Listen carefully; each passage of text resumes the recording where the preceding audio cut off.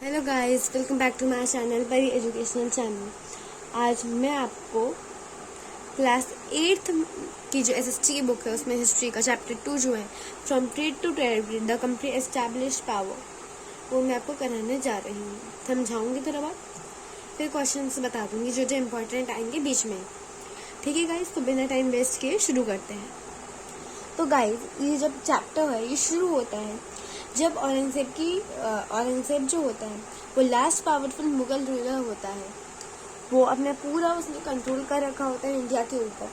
लेकिन जब उसकी डेथ हो जाती है 1707 में, तो उसके बाद क्या होता है, वहाँ से ये चैप्टर शुरू हुआ। तो यहाँ पे जैसे लिखा हुआ है आप देख सकते हैं कि जब उसकी डेथ हो जाती है, जो उसके यहाँ पे काम करते थे मुगल गवर्नर, सूबेदार या ज़मींदार, वो अपने अपने रिलीजियस छोटे छोटे किंगडम्स एस्टैब्लिश करने लग जाते हैं। तब दिल्ली जो था वो कोई भी इफेक्टिव सेंटर के जैसे काम नहीं कर पाया था। उससे पहले वो ही इफेक्टिव सेंटर के रूप में काम करता था। तो कौन इफेक्टिव सेंटर के रूप में काम करता, तो इसका आंसर क्या हुआ? दिल्ली। ठीक है, दिल्ली हो गया। नेक्स्ट अब आगे आते हैं। By the second half of the 18th century, however, a new power was emerging on the political horizon of the British. तभी जिस 18th सेंचुरी का आधा साल चल रहा था, मतलब मिडल हुआ उसका लगभग, तो उसमें जो नई नई पॉलिटिकल हॉराइजन थी वो आने लग गई थी। ठीक है, फिर क्या हुआ, जो ब्रिटिश है वो आई इंडिया में ट्रेड के पर्पज से। जैसे इंडिया का अगर ऐसा हिस्सा ऐसे ऐसे है, कुछ ऐसे, तो ब्रिटिश इधर आई इस साइड। किस पर्पज से आई? वो ट्रेड के। और कैसे आई? उसका एक स्मॉल ट्रेडिंग कंपनी। ठीक है, यहाँ पे लिखा है देखिए। तो वो किस हिसाब से आई? एक ट्रेडिंग कंपनी के हिसाब से। बहुत छोटी सी ट्रेडिंग कंपनी, बहुत बड़ी नहीं कि बहुत ज़्यादा हो। तो आ गई अब वो इंडिया में। इस इमेज में अब क्या दिखाया जा रहा है ये बता देती हूँ। इस इमेज में जो बहादुर शाह जफर है और उसके जो बेटे हैं वो अरेस्ट किए गए थे कैप्टन हॉडसन के द्वारा। ठीक है, अब हम आगे आते हैं नेक्स्ट पेज पे। East India company comes east. जो ब्रिटिश आई उसके कंपनी का नाम क्या था? East India company. तो मैं आपको यहाँ लिख के दिखा देती हूँ। देखिए, तो क्या नाम था कंपनी का? East India company. ठीक है गाइस, ये भी पूछा जा सकता है जो ब्रिटिश से कंपनी आई उसका नेम क्या था? तो उसका नाम क्या था? East India company. जो ईस्ट इंडिया कंपनी, अभी जो पैराग्राफ शुरू हुआ होता है तो उसमें है क्या चीज़, इसे इरेज कर देती हूँ, फिर मैं आपको यहाँ पूरा लिख के बता देती हूँ। बुक में लिखा है, मैं आपको फिर बता दूँगी। ईयर 1600 में हुआ। अब जो मैं आपको बता रही हूँ, जो ईस्ट इंडिया कंपनी थी ब्रिटिश की जो कंपनी आई ईस्ट इंडिया कंपनी, मैं EIC शॉर्ट में लिख रही हूँ, उसने एक चार्टर लिया।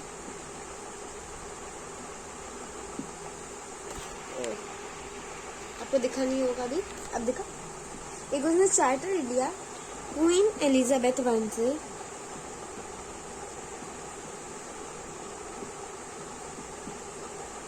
क्वीन एलिजाबेथ वन से उसमें ये लिखा था, एक चार्टर, एक ऐसा जैसे डॉक्यूमेंट सा हुआ जिसमें लिखा था, जिसमें ब्रिटिश को एक सोल राइट दे दी थी ट्रेड करने की। सोल राइट दे दी ट्रेड करने की इंडिया में। उसमें ये कहा गया, सही से बताऊं तो, कि ब्रिटेन से मतलब कि जो एक ही कंपनी जाएगी इंडिया में ट्रेड करने के लिए, और वो है ईस्ट इंडिया कंपनी। उसके अलावा कोई भी कंपनी ट्रेड करने के लिए नहीं जा सकती। ठीक है, और क्वीन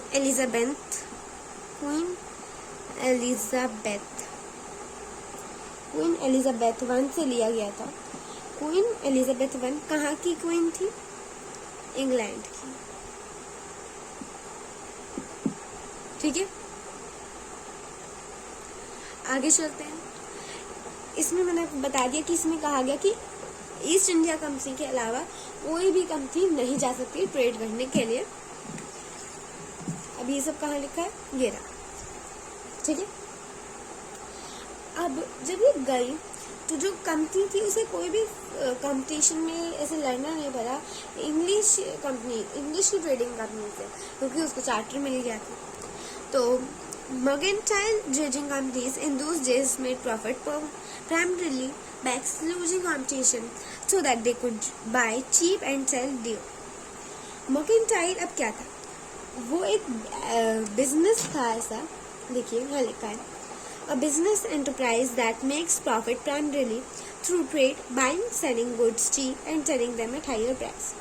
तो इसमें है क्या, जैसे ये कोई एक कंट्री है और ये कोई एक है, यहाँ के लोग यहाँ पे आते हैं ट्रेड करने के लिए, यहाँ से वो जैसे थिंग्स हैं उन्हें चीप रेट पे लेते हैं और फिर यहाँ वापस जाके उन्हें हाई रेट पे बेचते हैं, तो उन्हें इससे फ़ायदा होता है, ठीक है। वो क्या कर रहे हैं, इस कंट्री में आए, इनसे सस्ते में सामान खरीदा, फिर वापस गए और अपनी कंट्री में आके हाई रेट पे बेचा, तो इससे कह रहे थे मर्केंटाइल। एक ऐसा बिजनेस हो जाता है जिसमें जो दूसरी कंट्री के लोग हैं वहाँ कोई एक कंट्री में आए, वहाँ से सस्ते दामों पे सामान खरीदा, फिर वापस अपनी कंट्री में गए और उनको महंगे दामों पे बेच दिया, ठीक है। तो ऐसा ही हो रहा था। फिर जो पहली इंग्लिश शिप थी वो आई कोस्ट ऑफ अफ्रीका पे, वेस्ट कोस्ट ऑफ अफ्रीका पे, केप ऑफ गुड होप के पास जो है वो, और उसने इंडियन ओशन को वो क्रॉस करके आई थी, ठीक है। और जैसे ब्रिटिश मतलब ईस्ट इंडिया कंपनी आई, उससे पहले मैं आपको यहाँ दिखाती हूँ। देखिए, सपोज अगर ये इंडिया है, मैं अच्छे से नहीं बना रही, जैसे सपोज ये इंडिया है, तो यहाँ पे जब ब्रिटिश आई वो बाद में आई, उससे पहले ये हटा दो, अभी ब्रिटिश आई ये भूल जाओ। उससे पहले इस एरिया पे, सर्दर्न एरिया पे कौन आ रखा था, पोर्टुगीज।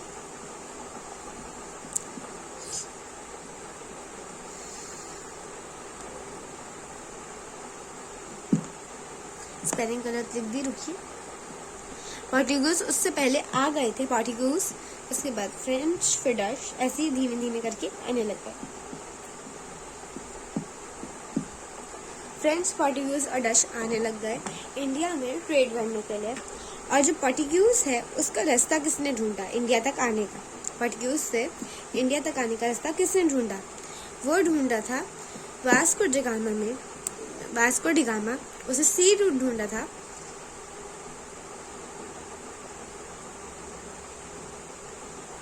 कब ढूंढा, 1498 में।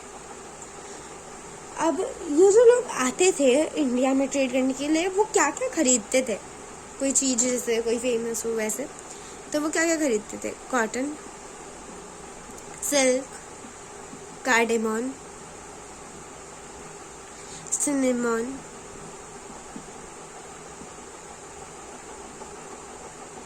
पेपर, क्लोव्स, ये सब वो खरीदते थे, सस्ते में खरीदते थे, फिर अपनी कंट्री में जाके महंगे पे बेचते। फिर जब इनका कंपटीशन बहुत ज़्यादा बढ़ गया, बहुत ज़्यादा बढ़ गया, तो वो लोग क्या करते थे, जैसे मैं आपको बताती हूँ, ये अगर एक कोई फिक्स रास्ता है कि पोर्टुगीज आते हैं इंडिया पे, वो ऐसे आते हैं, और दूसरे कोई जा रहे हैं वो ऐसे ऐसे करके जा रहे हैं, कोई दूसरा अगर फ्रेंच है, सपोज, मैं पक्का नहीं बता रही है, तो एग्जांपल दे रही हूँ। तो पोर्टुगीज वालों ने क्या किया कि इनका रास्ता रोक दिया, यहाँ पे इन्होंने क्या किया है, तो उनकी यहाँ पे जब जैसे यहाँ कहीं शिप आई तो उन्होंने उनकी शिप डुबा दी, उनका रास्ता ब्लॉक कर दिया, ऐसे करके ब्लॉक कर दिया कुछ करके। फ्रेंच इसके लिए कर रहे हैं, सब एक दूसरे के लिए यही काम कर रहे हैं, कोई भी सही से ट्रेड नहीं कर पा रहा उस वजह से, क्योंकि उनका ट्रेड ज़्यादा हो गया था। फिर अगर एक आ गया, ये पहुंच गया, इसने सारा सामान खरीद लिया, फिर ये पहुंचा तो कोई फ़ायदा नहीं उसके आने का, क्योंकि तब तक सारा सामान बिक चुका था, है ना गाइस। तो इस ऐसे इनका ट्रेड का लिए बहुत ज़्यादा कंपटीशन होने लगा, तो इन्होंने एक दूसरे की शिप डुबानी शुरू कर दी, रूट ब्लॉक कर दिए, ये सब ये काम करते गए। तो अब मैं आपको दिखाती हूँ, देखिए ये पूरा मैंने आपको बता दिया, मैंने आपको यहाँ तक बता दिया।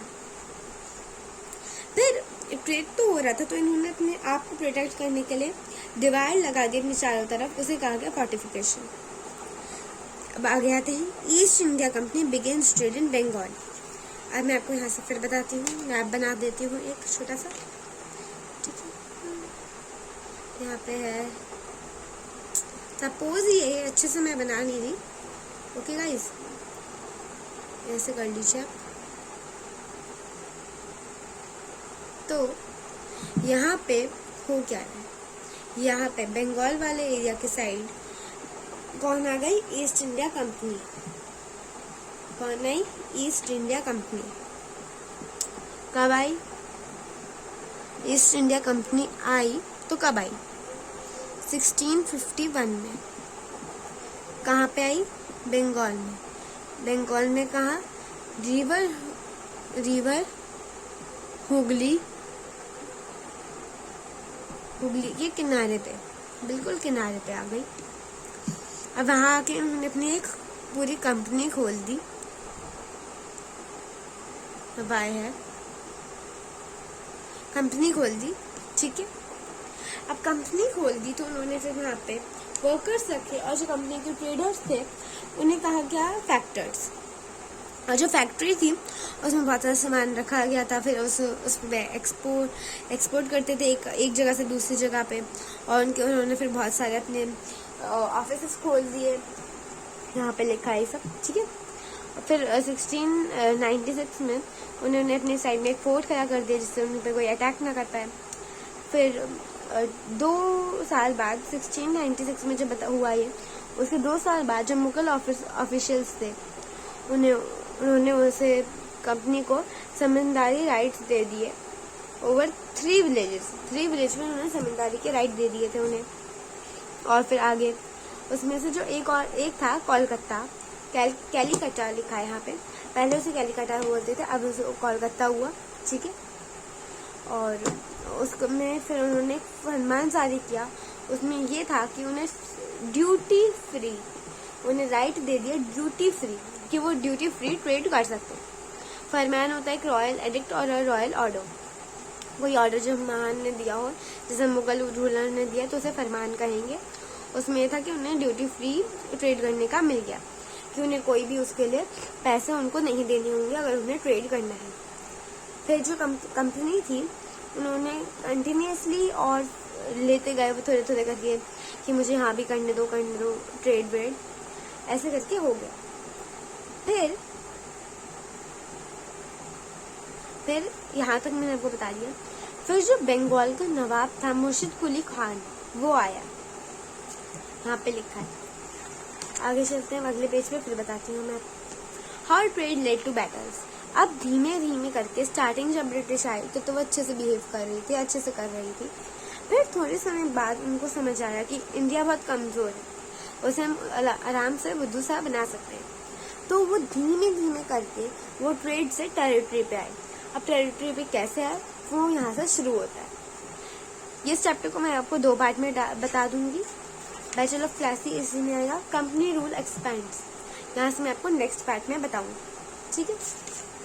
आधा मैं इस पार्ट में बता दूंगी और आधा उधर, और या इधर ज़्यादा हो रहा होगा तो मैं आपको कंपनी रूल्स एक्सपेंड और टीपू सुल्तान बता दूंगी, वारविद मराठा नेक्स्ट पार्ट में, ठीक है। अभी हम जहाँ पे हैं वो अच्छे से करते हैं।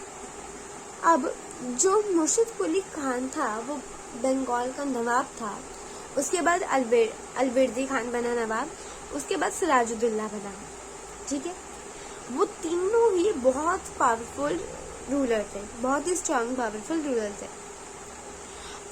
जो कंपनी आई उन्होंने मना कर दिया कि वो कोई, जैसे आई कैन से यहाँ लिखा है, they refused to grant the company concessions, demanded large tributes for the company's right to trade, denied it any right to mint coins, and stopped it from extending its claims that the company was deprivating the Bengal government of huge amounts of revenue and undermining the authority of the Nawab. It was refusing to pay tax, writing disrespectful letters, and trying to humiliate the Nawab and his officials. तो हुआ क्या? Company ने मना कर दिया कि जो तुम टैक्स मांग रहे हो वो हम टैक्स नहीं देंगे। अभी मैंने आपको पीछे यहाँ पे बताया था कि उन्हें ड्यूटी फ्री बोल दिया कि आप ट्रेड कर सकते हैं, लेकिन उधर ही उन्हें कहा गया कि आपको थोड़ा जो टैक्स है वो आपको भरना होगा। अब ड्यूटी फ्री कर सकते हैं ट्रेड, लेकिन आपको कुछ टैक्स देना होगा। तो कंपनी ने वो मना कर दिया कि हम तुम्हें वो टैक्स नहीं देंगे, ठीक है। फिर उस वजह से वहाँ पे बैटल हुई। इस बैटल को नाम दिया बैटल ऑफ प्लासी। जब अलवर्दी खान मर गया था 1756 में, तो सिराजुद्दौला बना था नवाब। अब कंपनी बहुत डर गई थी क्योंकि सिराजुद्दौला बहुत पावरफुल रूलर था, ठीक है। फिर सिराजुद्दौला और जो ब्रिटिश के कंपनी के बीच लड़ाई हुई, उसे नाम दिया गया बैटल ऑफ प्लासी, ठीक है। उसमें यहाँ पे जैसे लिखा है, इस सबको मैं आपको मिला के इस टॉपिक को पूरा एक बता देती हूँ कि हुआ क्या, ठीक है। उसमें सिराजुद्दौला बहुत पावरफुल था, तो ईस्ट इंडिया कंपनी में क्या चाल चली। सिराजुद्दौला का एक मेन पर्सन था जिसकी वो बात सही से सुनता था, वो था मीर जफर। तो कंपनी ने मीर जफर को अपनी साइड कर लिया। उन्होंने बोला कि तुम हमें हेल्प कर दो सिराजुद्दौला को मारने में, फिर जब वो मर जाएगा तो हम तुम्हें नवाब बना देंगे बंगाल का। तो जब लड़ाई होगी तो तुम उस लड़ाई में मत आना और सिराजुद्दौला का उसकी तरफदारी मत करना। तो वैसा ही हुआ। जब इनके बीच लड़ाई हुई तो मीर जफर नहीं गया, उस वजह से सिराजुद्दौला हार गया। फिर जब सिराजुद्दौला हार गया, तो मीर जफर नवाब बन गया बंगाल का। उसके बाद थोड़े समय बाद मीर जफर को समझ आया कि ये लोग बस मुझे एक पपेट की तरह रख रखा है, पपेट किंग। उसका मतलब होता है कि जो वो ब्रिटिश कह रहे हैं, जो कंपनी कह रही है, ब्रिटिश कह रहे हैं, वो लोग अपने हिसाब का ही कर रहे हैं, मेरी बात सही से सुन नहीं रहे। तो इसलिए मीर जफर को समझ आया ये सब चीज़ें।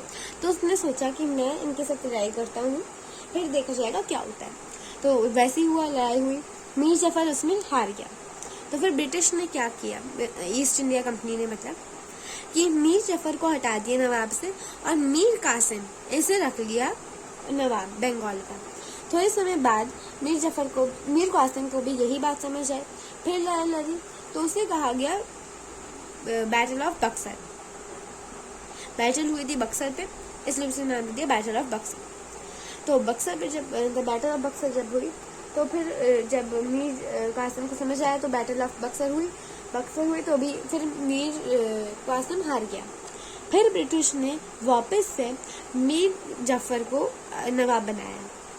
फिर जब मीर जफर को नवाब बनाया तो थोड़े समय बाद उनको समझ आया कि बार बार हमें इसे चेंज कर रहे हैं, पहले मीर जफर आया, फिर कासिम आया, फिर जफर आ रहा है, इससे अच्छा हम ही नवाब बन जाते हैं बंगाल के। तो उन्होंने फिर से मीर जफर को हटाया और खुद नवाब बन गए। लेकिन उससे पहले जो नवाब थे उन्हें 5 लाख रुपीस पर मंथ देने पड़ते थे कंपनी को, क्योंकि उनको वार का देखना है, फिर जो ट्रेड के डिमांड्स हैं उसका देखना है, और भी एक्सपेंसेस जो हैं। फिर मीर जफर मर भी गया था 1765 में। तो फिर Mughal emperor appointed the company as the diwan. फिर कंपनी जो वो थी, इससे पहले की बात बता दी, अभी मुगल रूलर जब थे तो उन्होंने ब्रिटिश को दीवान बना दिया। तो दीवान वो होते थे जो सारा टैक्स कलेक्ट करते थे, और उनको फिर पैसे लेने की ज़रूरत पड़ी नहीं वार और इसके लिए। तो वो जब खुद ही दीवान बन गए तो उन्होंने ब्रिटेन से पैसे लेने बंद कर दिए, क्योंकि जब ब्रिटेन स्टार्टिंग में आए थे तो उनके पास इतने पैसे ही नहीं थे कि वो खुद ट्रेड कर पाए, तो उन्हें ब्रिटेन से पैसे मांगने पड़ते थे। लेकिन अब उन्होंने धीमे धीमे करके यहीं से पैसे लेने शुरू कर दिए। जब वो दीवान बन गए तो दीवान ये पोस्ट होती है जहाँ पे वो रेवेन्यू कलेक्ट करते हैं। तो जब उनके पास सारा रेवेन्यू आ रहा है तो उन्हें अलग से ब्रिटेन से पैसे मांगने की कोई ज़रूरत ही नहीं। तो उन्हें जो वहाँ का वो ले रहे थे पैसे गोल्ड और सिल्वर के फॉर्म में ले रहे थे, तो उन्होंने वो धीमे धीमे करके लेने बंद कर दिए। वो ये सब हुआ बैटल ऑफ प्लासी के बाद। फिर जो कंपनी थी वहाँ पे नबूब सा, जो कंपनी के ऑफिशियल आए उन्हें हम नबूब कहते थे। यहाँ से मैं आपको नेक्स्ट वीडियो में बताऊंगी, ठीक है। तो अभी अगर आपको इतना मेरा समझ आया हो तो प्लीज़, अगर आपको मेरा समझ आया हो अच्छे से, आपको चैप्टर अच्छा लग रहा हो मैंने आपको जैसे समझाया, तो please like, share, comment and subscribe to my channel guys. Thank you for watching guys. Bye.